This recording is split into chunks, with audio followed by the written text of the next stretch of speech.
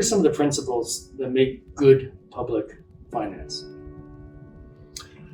Well, I think there's really probably three keys. So in terms of good public finances and fiscal responsibility, generally speaking, how would you characterize how places like USA and Europe, Canada, and even Alberta are doing in this regard? Well, that's actually an interesting question because there's lots of different things that are happening around the world. So bringing this more focus closer to home, how would you characterize how Alberta has been doing relative to other provinces and perhaps over the last decade or so? Well, actually, on several of these scores, actually Alberta does better. The UCP party has talked about that they inherited a challenging situation from the previous NDP government in terms of public finances. Is that true? Well, I actually like to go back sooner. I don't think it's just the NDP.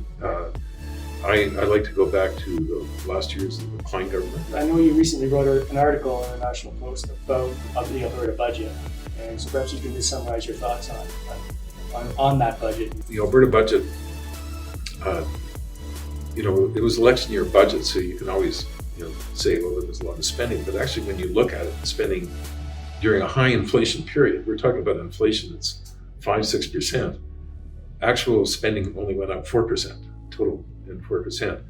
So it wasn't really a big increase in real spending. I think the most important thing in the budget, leaving aside a number of various items that were done, was the fiscal anchors.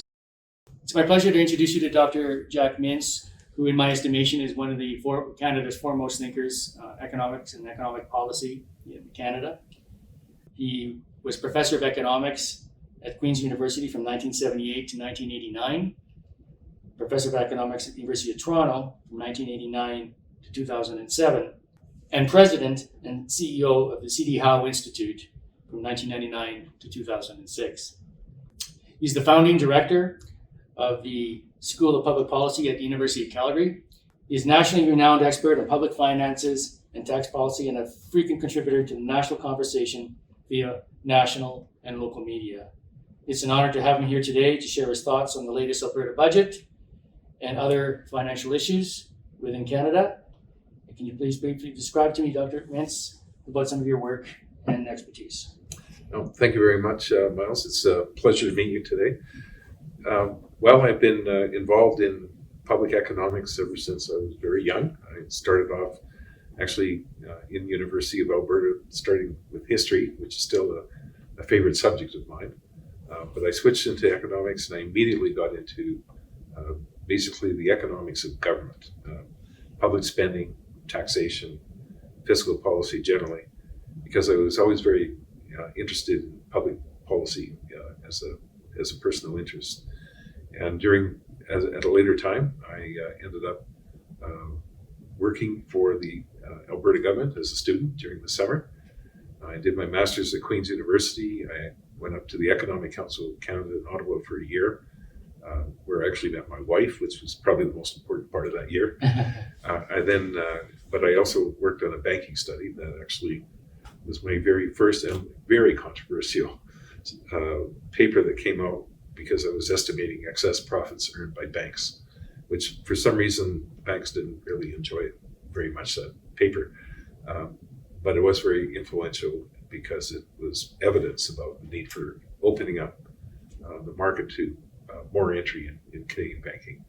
I then went on to do my PhD, which was on the very interesting subject actually of mixed public-private enterprises, because at that time, both in Canada, Europe, a number of other countries, public enterprises weren't performing very well. And many governments were selling some of the shares off of a state-controlled enterprise that they still controlled, but they thought maybe they could have the market discipline the manager better so they could perform better. And after that point, I was given a position to teach at Queen's University and had a very wonderful experience during that period, including spending a year in Belgium. And I also went up to Ottawa to work for the first time in corporate tax reform. and I was actually an advisor during the time that Michael Wilson was the finance minister, and there was a paper that came out on restructuring the corporate tax. The usual thing, lowering the rate, broadening the tax base, having more neutrality, getting the governments out of the boardrooms of corporations. That paper went over very well, and in fact led to very important corporate tax reform just at that time. And then at a later time, I went to University of Toronto, as you mentioned, and I then decided to go up to Ottawa again after I was invited by Paul Martin and David Dodds to run a committee on business tax reform, and also be the Clifford Clark visiting economist when you're involved in the budget at that point. And then, and that was also a very, very successful effort. And then I was later asked by the City Howe Institute to become their president, and that I would only agree to as long as I could keep teaching a course at the University of Toronto and keep one foot in the academic world, which I did. And then a later time, I was invited to go to Calgary to start up the School of Public Policy. And over the years, I've advised many governments around the world, especially World Bank and IMF, various missions to various countries. I've advised all sorts of governments in Canada of whatever political stripe. It included, for example, the NDP in Ontario and Saskatchewan.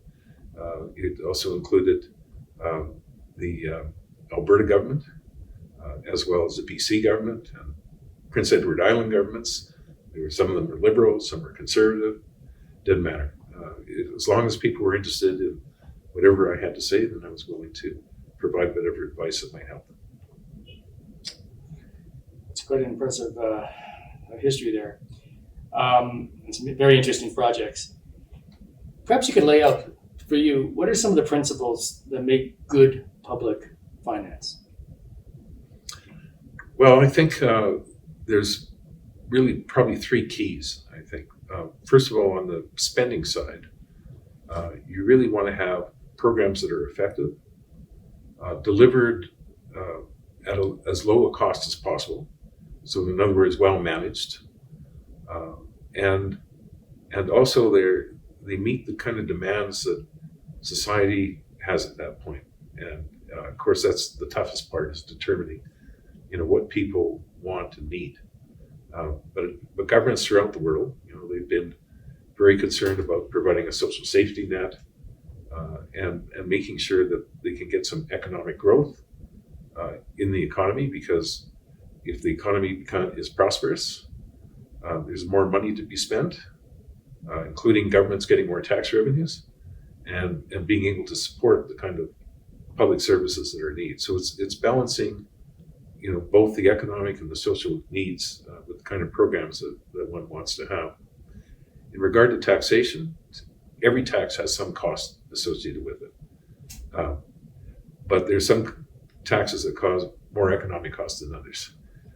And so one should really try to keep taxes as low as possible, tax rates as low as possible, because that discourages work effort, risk-taking, investment, keep bases broad, but also rely more on those taxes that cause less harm to the economy, things like consumption taxes, et cetera. User fees can be appropriate as well. And of course, this is never an easy subject. We also want a fair tax system. And we have to remember there are some people more able to afford paying taxes than other people, and that has to be recognized in the kind of tax system that you develop. And then the third aspect is, I guess, fiscal prudence. If governments, they need to balance their budgets. If they don't balance their budgets and they run deficits, then the cost of their public programs are being shifted to future generations who are not voters. They're not getting a decision. They're not able to say whether they like this spending or not. And so I think it's very important that governments, if you're going to run a deficit, it should be relatively short run in response to, let's say, some cyclical problem in the economy, but then make up for it with surpluses. And I think people should be responsible for the expenditures that they decide to vote on and that they want. And it shouldn't be, I'm going to vote for a government that does the spending. I'll vote against a government that raises taxes, but then not worry about running large deficits and leaving it to some other generation to deal with it. So I think fiscal responsibility is a very important part of any public finance system. So in terms of good public finances and fiscal responsibility, generally speaking, how would you characterize how places like USA and Europe, Canada, and even Alberta are doing in this regard, generally? Well, that's actually an interesting question because there's lots of different things that are happening around the world. First of all, let me kind of work backwards, which is the fiscal responsibility side, because that's easier actually.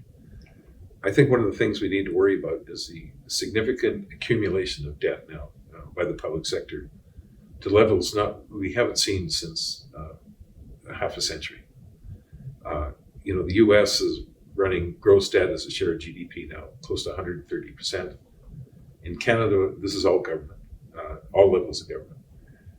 In Canada, we're around 112% of GDP, all levels of government again. Of course, there's some European countries that are even worse.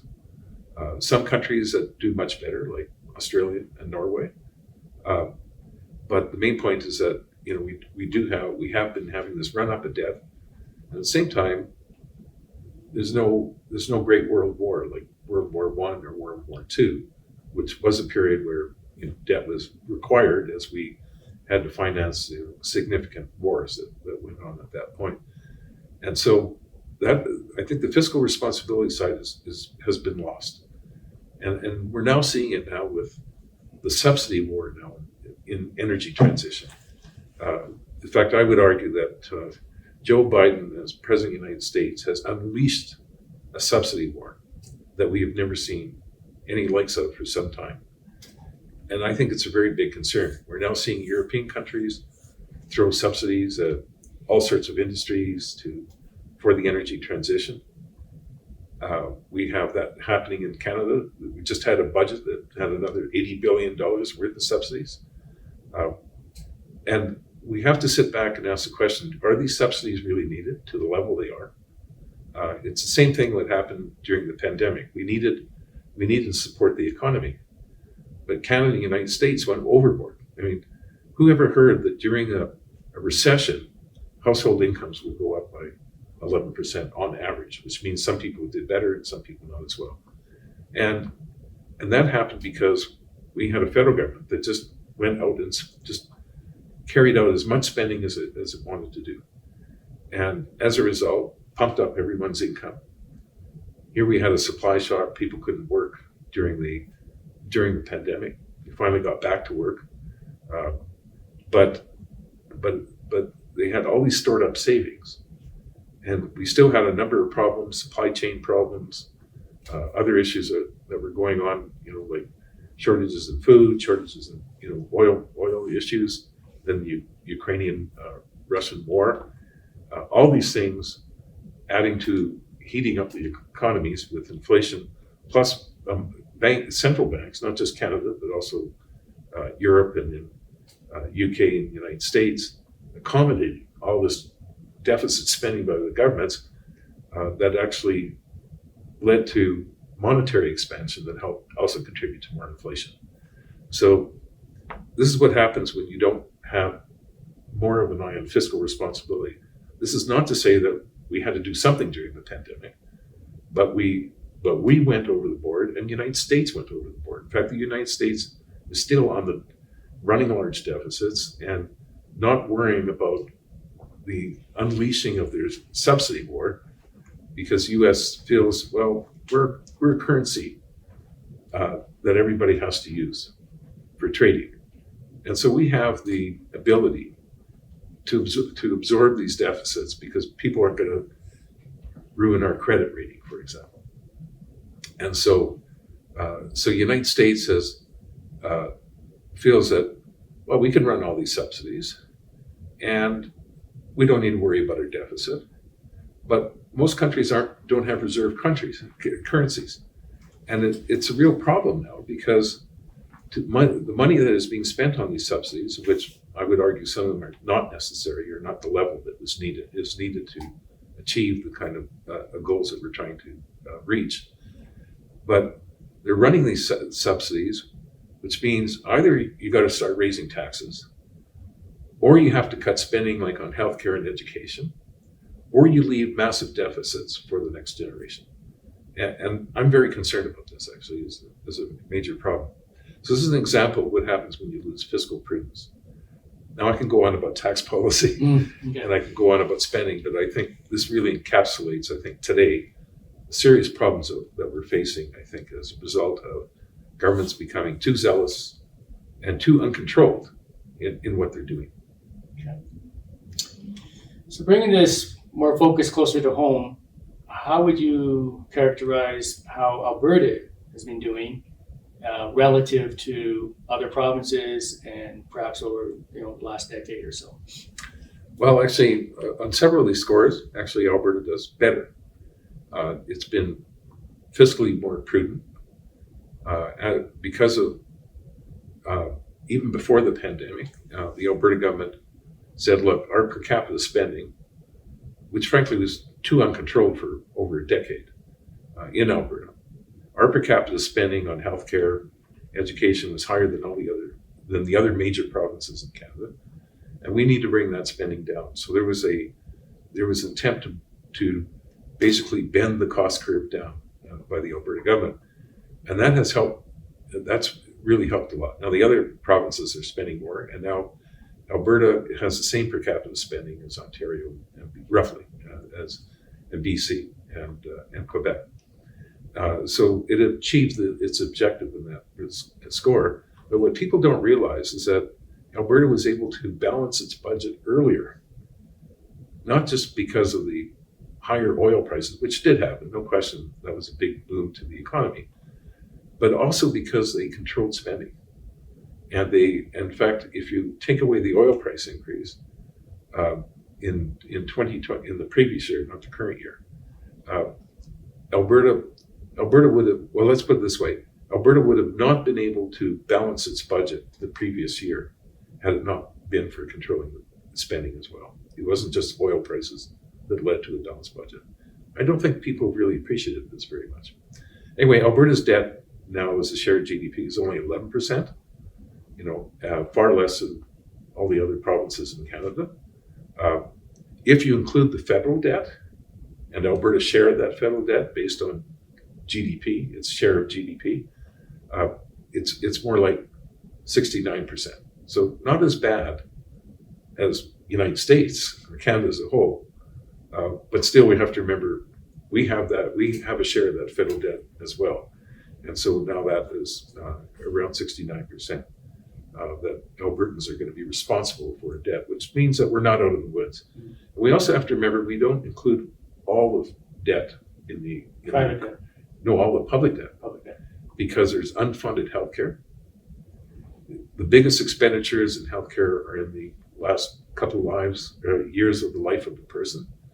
And so as you have an aging society, as Alberta does, as other provinces, as other high income countries, Alberta, we will be responsible for those expenditures that are going to be needed to support the population.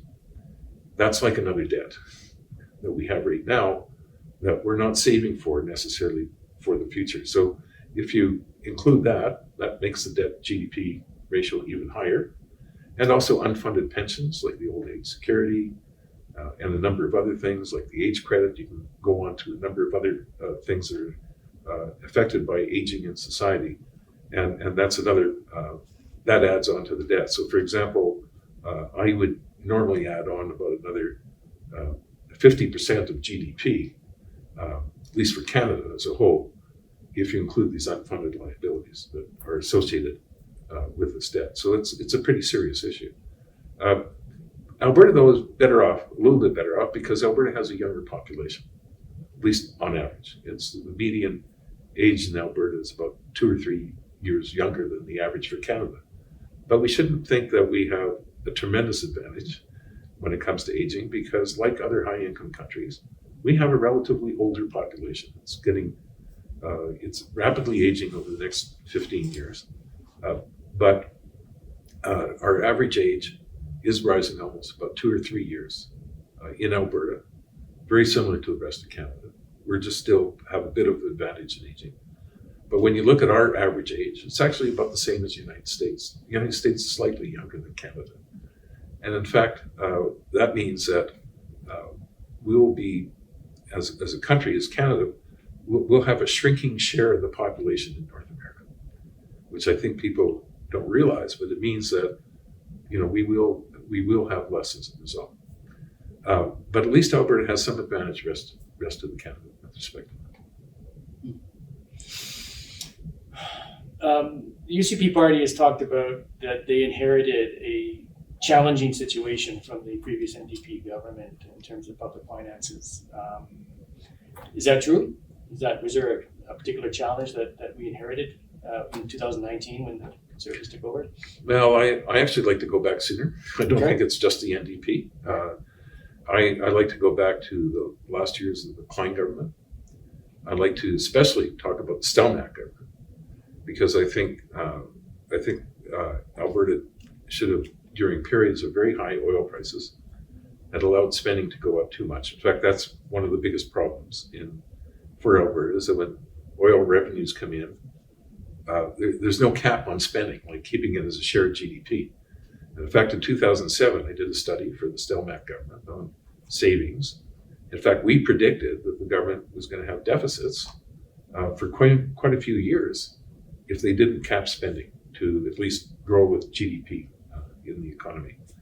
And what we suggested is that spending needed to be controlled more in Alberta, and that would be critical in allowing for more money to be put into the Alberta Heritage Fund. And Alberta could then get more savings out of its resources. And of course, that rainy day fund could be used to support public services in later years, especially when the money might be needed in later years. Anyway, that did not happen. And there was only 1 year in which the Alberta government ran a surplus, and that was the last year of the Redford government. And then, of course, the sky fell with the price of oil dropping from $100 down to $40 by 2015.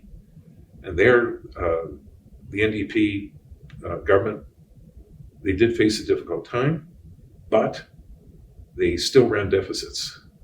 And what was worse is that when they came in, they had all these promises to raise taxes on the people that generate wealth and generate income and create jobs in the economy.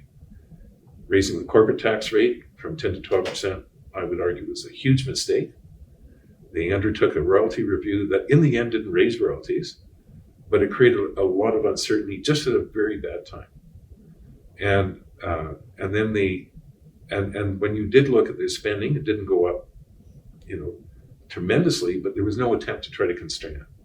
And so as a result, the deficits continued and still was quite large. And per capita spending by the province on education and healthcare was still running 30 or 40% above other provinces in the economy. Maybe 30, 40 is not quite right. Maybe it's 20, but main point, there was no change. Right. It was no different than what happened in previous governments in Alberta. And so now, at least when the Kenny government got elected,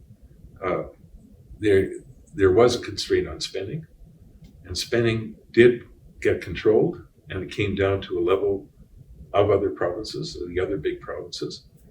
And as a result, now the Alberta government's been able to run 2 years of surpluses, which I know is due to higher oil prices, but they also haven't let spending go crazy, along with all the money coming in. And I think that's very important to recognize. Well, it's probably a good time to ask, because I know you recently wrote an article in the National Post about the Alberta budget. And so perhaps you can just summarize your thoughts on that budget and your feelings about it. Well, I think actually the Alberta budget, it was election year budget, so you can always say, well, there was a lot of spending. But actually, when you look at it, spending during a high inflation period, we're talking about inflation that's 5-6%. Actual spending only went up 4%, total in 4%. So it wasn't really a big increase in real spending.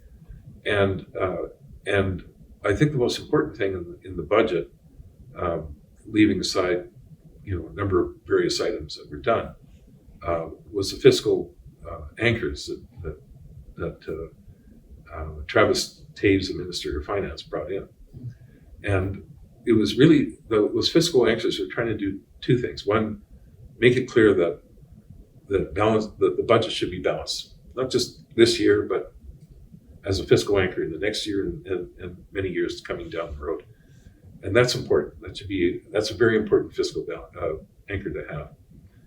And the second one, which has not been done in the past, but I think is really critical because this has been Alberta's problem, is putting a constraint on spending so that when the revenues aren't coming in, the government isn't going whole hog and raising spending a lot. And that's what's happened in earlier years. And so that I think was a very important a decision made in terms of the overall fiscal anchor.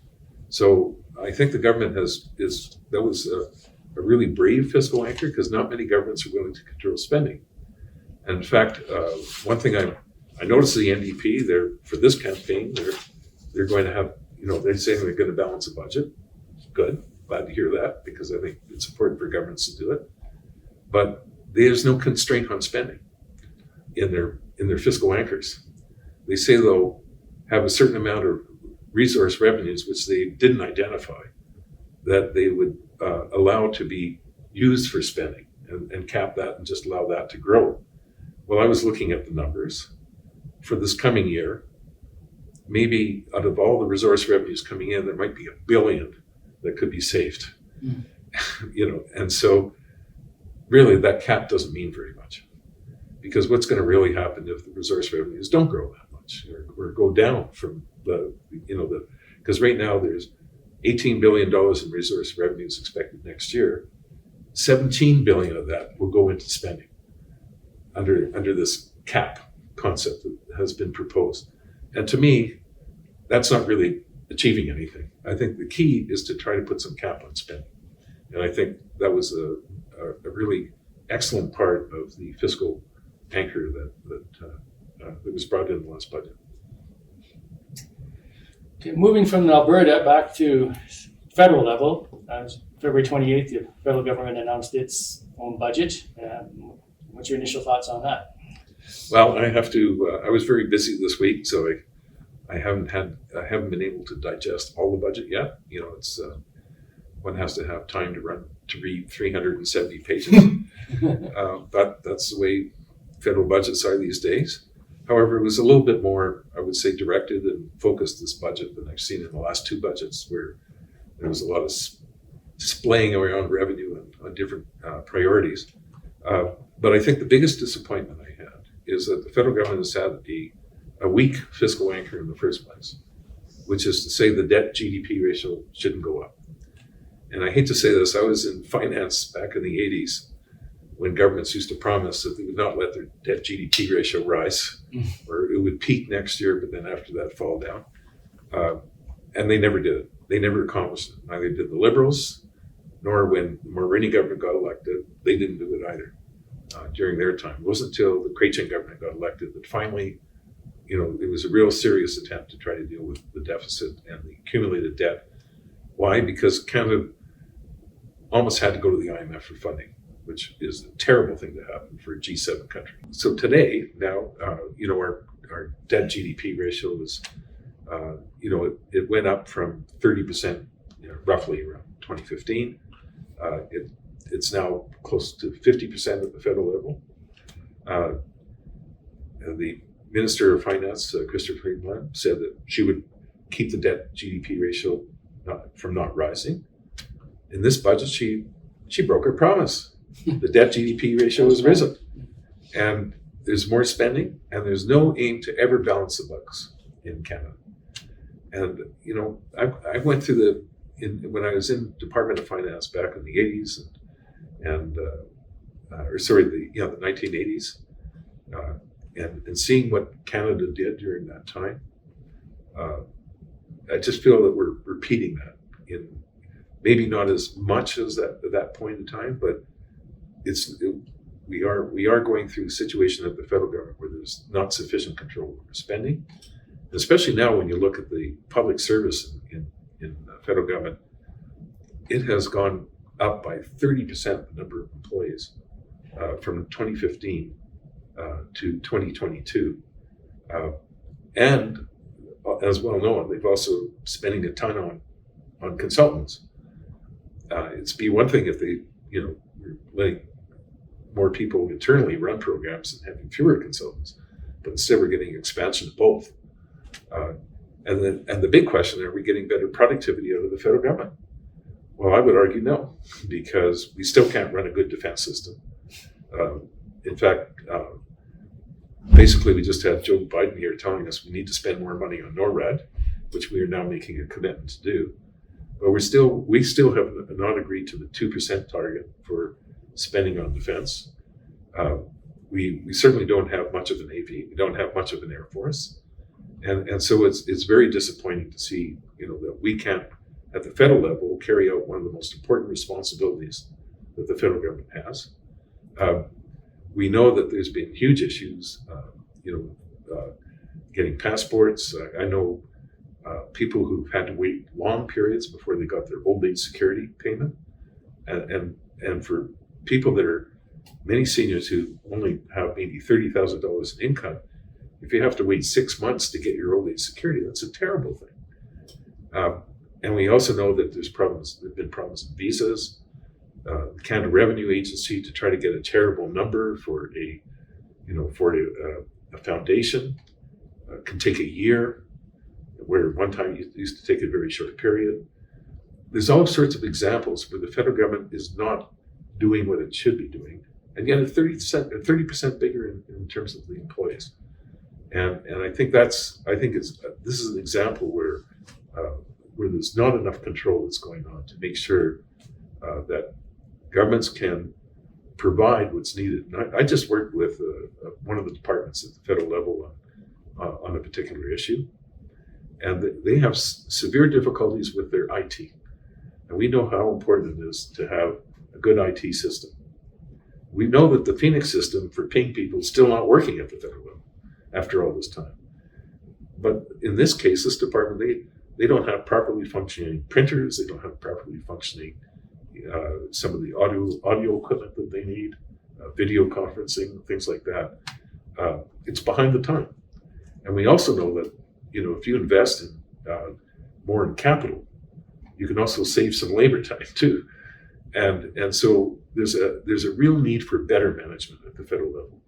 And when you look at the expansion in spending on civil service, which has gone up by billions of dollars, and we look at the average salary, average compensation, according to Statistics Canada, for federal employees is $75 an hour.